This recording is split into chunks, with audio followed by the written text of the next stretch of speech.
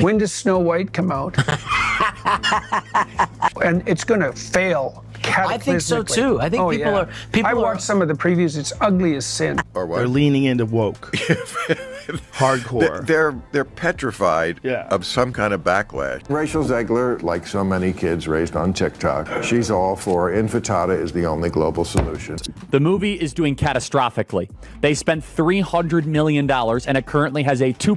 I wanted my money back. Rachel Zegler ignited a Hollywood firestorm the moment she called the 1937 Snow White weird and outdated. With a guy who literally stalks her. Yeah. Weird. Oh my God. And powerhouse commentators Joe Rogan and Jordan Peterson didn't hold back their reactions. The internet erupted as these influential voices dissected what might be the fastest self-inflicted PR disaster in Disney's history. The fallout has been brutal, the backlash relentless, and the box office numbers catastrophic. But I was basically the only person in the theater. Very few people wanted to see this. Even the little kids who like Disney movies, even they don't seem to be turning up in droves for the movie because the movie is really, really bad. What started as a simple remake has transformed into a cultural battleground with two of the most listened to voices in media, leading the charge against what they're calling the most tone-deaf casting decision Disney has ever made.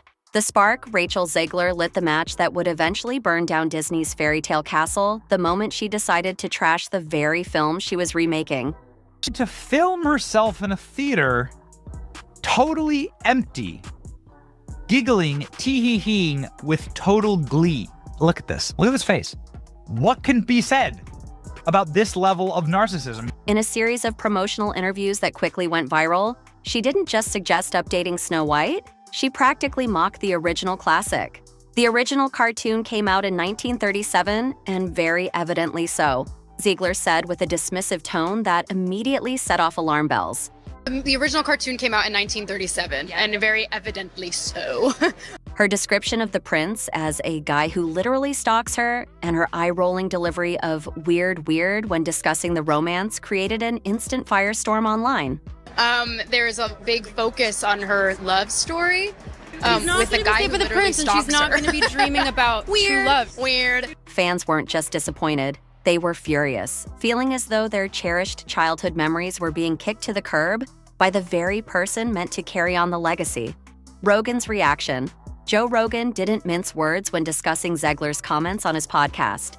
This might be the fastest self-inflicted PR meltdown in Hollywood history, he remarked, visibly bewildered by the actress's strategy.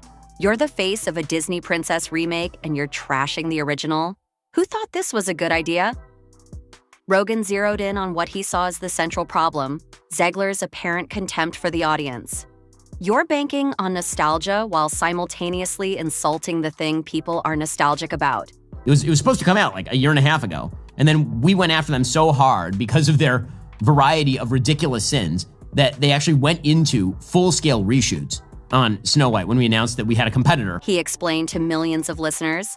That's like opening a restaurant and telling everyone the food they grew up loving was garbage, right before asking them to pay for your new version. What really caught Rogan's attention was Zegler's political commentary. When her social media posts about Trump supporters resurfaced, including statements hoping they would never know peace, Rogan pointed out the business absurdity of the situation. Free speech doesn't mean free from consequences, he stated bluntly, especially when you're the face of a family film trying to appeal to the broadest possible audience. Peterson's perspective. Jordan Peterson approached the controversy from a different angle, questioning whether Disney had done any due diligence before casting. They've handed one of their crown jewel properties to someone who seems almost embarrassed by the source material, Peterson observed during an interview that quickly went viral. Peterson highlighted what he saw as the fundamental misunderstanding in modernizing fairy tales. These stories have survived for generations because they speak to something fundamental in human experience, he explained. When Snow White dreams of love, that's not a weakness to be corrected. It's a timeless human desire. Rachel Zegler is a loudmouth dope. No, I've been getting a lot of questions about, how do I feel? Let's address the elephant in the room. What troubled Peterson most was the apparent disdain for romance and traditional fairy tale elements. I've read the original story, and it's phenomenal, Peterson emphasized. It's fundamentally a love story. When you remove that, when you mock that, what exactly are you left with? His critique resonated with millions who felt the remake was abandoning the heart of what made Snow White special in the first place. The dwarf debacle. The controversy deepened when both commentators addressed the dwarf situation, a perfect storm of misguided decisions that alienated almost everyone involved. You're progressive in one way, but you're still making that f***ing backward story of 7 dwarves living in a cave. What the f*** are you doing, man? After actor Peter Dinklage criticized the concept of dwarfs in the remake, Disney quickly announced they would replace the 7 dwarfs with magical creatures instead. Did the dwarfs make it or no? Well, the CGI dwarfs did. Of course, that goes back to the original controversy where Peter Dinklage, a very talented little person actor, said, why are we doing that? We've hired a Latina actress to be Snow White. That's progressive. But you're going to hire little people to play the dwarfs? That just seems like a step backwards. And then, of course, Disney instantly buckled and said, okay, we're going to add magical creatures. So you've got a Latina actress playing Snow White? That's progressive? But you're going to hire little people to play dwarfs? These are roles made for actors of my stature. I can't go out for the Harrison Ford or the George Clooney roles because that's not for me. Right. And now it's taken away. I don't feel that's right. You're replacing jobs that people could have as little people. Okay. Snow White and the 7 dwarfs, it's for dwarfs, you know? That seems like a step backwards, Dinklage had said. Disney's response was immediate. No dwarfs. Rogan couldn't believe the logic. Some of you want us to hire actual dwarf humans, and then we thought we would have CGI magical creatures. How about this? We'll still offend the dwarves, but we'll CGI dwarves. So we'll guarantee no employment for little people while getting rid of this other component that warranted CGI. It was the worst decision they could possibly. You'd think the most progressive thing would be to give people jobs, he said, pointing out the absurdity. Dwarfs want to work. There aren't that many scripts that come down the pike with 7 dwarf roles in them. And then they couldn't put dwarfs finding a way to find their way back to doing something not progressive. You'd think the most progressive thing would be get people jobs, and dwarfs want to work. That many scripts that come down the pike. Only 7 of them. That has, and there's 7 dwarf jobs here. But because I think it was Peter Dinklage said this is, this is not right. Peterson added that Disney had managed to create the worst possible solution. They've somehow managed to both erase an iconic part of the story and eliminate roles for little people. He noted, they're now using CGI dwarfs, guaranteeing no employment for the very community they claim to be protecting. The political backlash, both commentators addressed how Zegler's political comments created an additional layer of controversy. Old social media posts showed Zegler blasting Trump supporters and stating that voting for Kamala Harris was non-negotiable. She came out and took a large dump on half the country, Rogan remarked, displaying a map of the United States with red and blue states. Look at this map. This is how many people you're wishing harm upon. When your Disney movie comes out, did you think these people wouldn't notice? Peterson focused on the responsibility aspect. There's nothing more effective than 19-year-olds educating the rest of the voting public while yelling, "Okay, boomer," he said sarcastically. But the reality is, when you're part of a massive project involving thousands of people and hundreds of millions of dollars, you have certain professional obligations. Rachel Zegler was a bad decision from day one. She can sing, I'll give her that, but she's got a lot of power, but absolutely no range. Plus, on the flip side, she can't act, and she's a smug big mouth, which even Disney now admits they couldn't control. The situation escalated when a son of one of the film's producers confirmed online that executives had to fly across the country to address Zegler's social media behavior.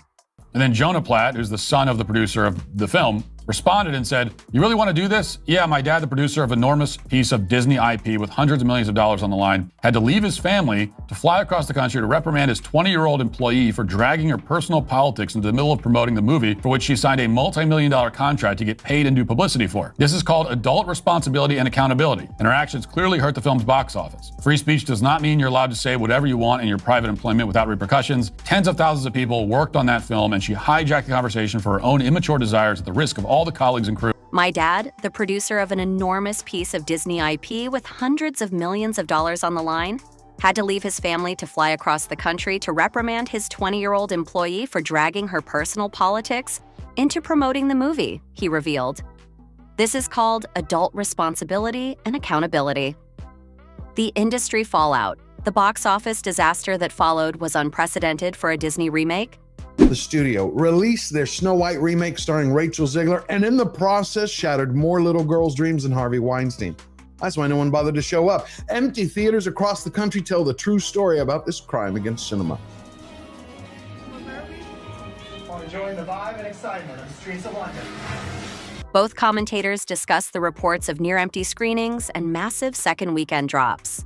They're scaling back showtimes because nobody's showing up, Rogan noted.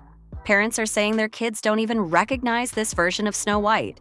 The marketing has this weirdly aggressive tone that doesn't feel like Disney magic. This movie was like you took the original Snow White and just put everything through this filter.